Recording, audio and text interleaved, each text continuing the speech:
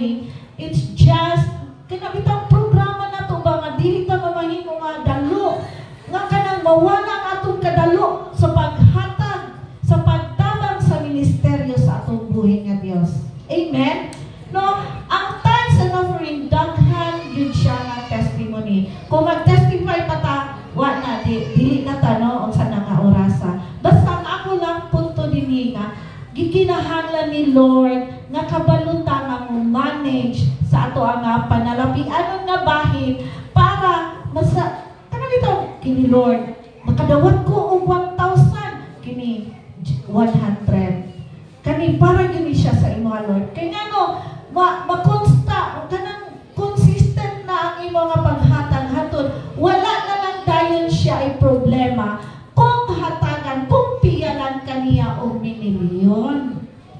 Kayon saan man pagpiyang sa imo sa milyon kung ultimo 1,000 dili ka kabalo mo manage.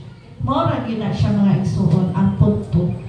Kung dili ka kabalo nga mo manage sa 1,000, unsa labaw na gid kaha sa milyon nga moabot sa imo. Amen ba?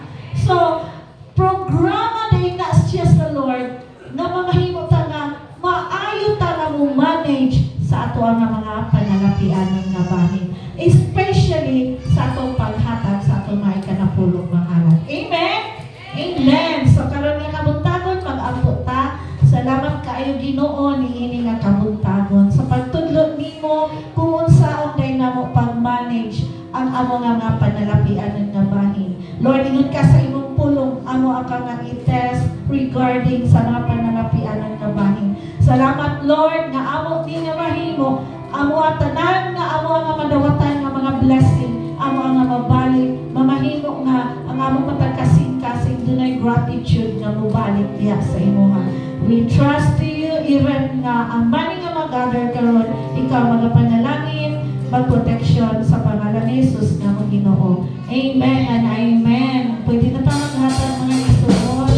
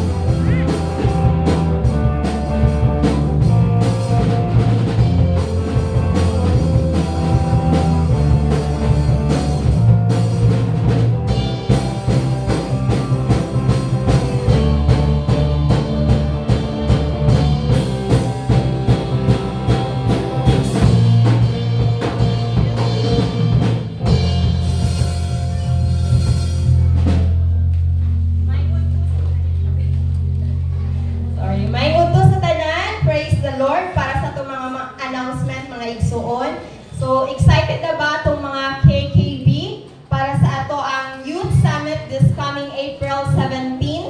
No? Naadra ito ang another Youth Summit last year. So, karon na napunta karon nga year sa year 2025. So, ginaawhag na ako ang matag-usang mga KKB, ibin ang mga yan, no? Kung kinsa tong interesado, please approach ato ang KKB chairman, si Ate Ivy, kung sa further sa mga announcement regarding Ana.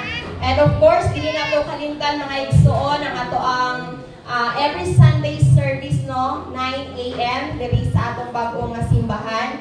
And our Wednesday prayer meeting, no? Kaway-kaway sa mga available aning adlaw ug oras at 7 p.m. So, importante mga igsoon ang ato ang prayer meeting. Amen ba? Next is ang atong mga prayer sa Monday, ang atong men. So, ang venue nila is nasa Velos Residence at 7:30 p.m. And sa women is Saturday, physical, ano na dahil sila online at 2 p.m. And sa KKB and yan, so ipag-isa na namo ang KKB o yan, no, na prayer online sa 8 p.m. So, sa tanan nga available, akong iawhag nga mag-attend ta ani mga igsoon. So, ongoing gyapon ang ato ang giving to the temple, anything no nga pwede nato mahatag para sa atong simbahan, mga basic mga basic nga panginahanglanon diri sa church, pwede kayo ta maghatag ana maigsoon, and of course ang atong cornerstone padayon gyapon. And this coming Friday no sa 21 natay provincial-wide mentoring. So sa tanang mga potential leaders and workers is need ang atong mga presence ani mga igsoon exactly 6 p.m. And next Sunday no natay special guest, our Mindanao Operation Director, which is si Pastor Silver. So ginaawhag po na ko ang tanan nga well-attended ta ani nga Sunday because natay special guest. No gusto makita sa ato ang Mindanao Operation Director, ang atong matag-usa nga mga maanyag nga mga faces, no? Mga maanyag, mga gwapo-gwapo diri sa Bukidnon, sa JL Valencia. So please, magsimba tani mga igsoon, and reminders po sa atong mga pledges, no? Third week Sunday na, and next week is last Sunday na sa ato ang church rental, and we need sa ato ang mga pledges. So kana lang for today. Thank you. Praise God. Ako lang i-elaborate, no? This coming Sunday, ang magwali is si Pastor Silver. Pastor Silver Caballes. He is our Mindanao Operations Director. Busy kaayo ni sila. Uban sa iyang pamilya. Pero si Pastor Zedel, sa maramag siya mag-share sa Word of God. Si Pastor Ivan, dito sa Balay-Balay. So sa ato, si Pastor Silver, ang atong i-cater. Busy niya sila ang mga pamilya, pero they take time yun nga mo visit sa Valencia. Okay, taod-taod na po, 2013 ang ilang last nga pag-speak niya sa ato, sa atong last nga dito 2013, but 13th year anniversary nito nato. So nga na, 2019. Oh, so ilang pag-visit diri sa Valencia. So let us be excited this coming na Sunday, but Friday pa lang daan na sila. So calling all the leaders and workers, potential leaders, this coming Friday at exactly 6 p.m. natin 100 registration. Pagpangaon na mo daan sa balay. Pero kung gusto mo nga kanang magpa-appeal of dinner, 50 pesos lang chicken and rice. Then unlimited na dayon ang atong water. No? Then, this coming Sunday dayon, ato po dayon silang himamaton. Praise God na ako'y mga gipang-chatan for our seed sa coming na event.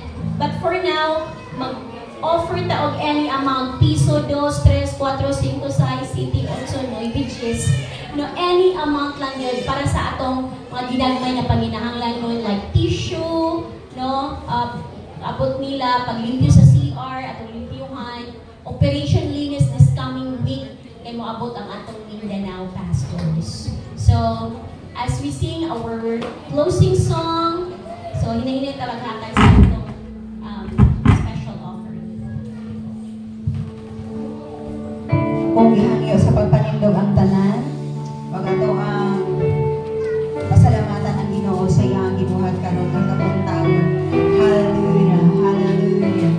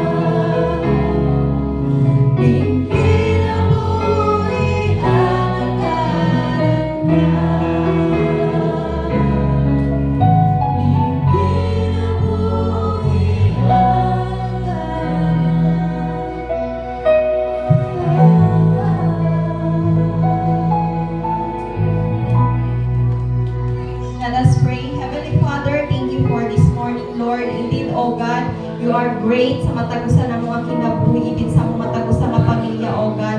Salamat sa imong pulong, Lord, na nagpa-remind sa amo, Lord, na kinahanglanon yun na mo, Lord, nga ikaw nga matuboy sa among matagusan ng kinabuhi. Salamat sa kinabuhi ni Pastor Mai, even, Lord, we remember Pastor Beth, Pastor Wayne, bless them, O God. Salamat sa pag-uban kanila. Thank you for everything, Lord, na gibuhat mo sa ilang matagusan ng kinabuhi. Even, Lord, sa naadiri karon tanan, Lord, even sa remaining, Lord God, ng mga activity, salamat nga tagaan mo joy, salamat tagaan mo peace, Lord, protection, even sa manguli, Ginoo. Thank you for everything, oh God. We bless you, we honor you. In Jesus' name we pray. Amen. Akong request, God bless everyone. So, the rest will prepare sa lunch because today is our family day. So, natin mga ipang-prepare na lunch. Then, katong dedication sa anak ni Pauline,